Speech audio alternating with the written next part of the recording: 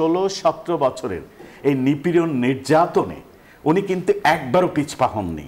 ওনাকে কিন্তু 111-এ অপশন দেওয়া হয়েছিল, আপনি যদি বাইরে চলে যান আপনার কোনোই ক্ষতি হবে না, বরং আপনাকে আমরা সসম্মানে পাঠিয়ে দিব।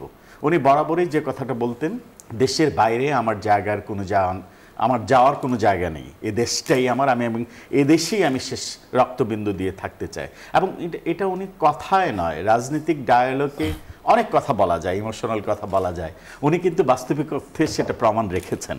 আমি যে কথাটা বলতে চাই রাজনৈতিক বিশ্লেষক হিসাবে, মানুষের একটা সার্টেন টাইম পর্যন্ত জনপ্রিয়তা ধরে রাখতে পারে, একটা সময়ে কিন্তু সেটা হারিয়ে যায়, আবার শেষ বেলায় সেটা অর্জন করতে হয়। বেগম খালেদা জিয়ার ক্ষেত্রে কোনটা ডিফারেন্ট ছিল?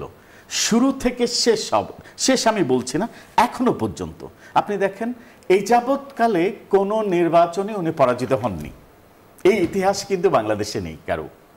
এবং এই অসুস্থ অবস্থায় যেটা আপনি একটু আগে রবিউল ভাই বলছিলেন, বাংলাদেশে দোয়া হবে, গত কয়েক সপ্তাহ যাবৎ হচ্ছে, এটা কিন্তু দল মত নির্বিশেষে, ধর্ম বর্ণের নির্বিশেষে সবাই করছে। এই দোয়াটাই তো ভালোবাসা।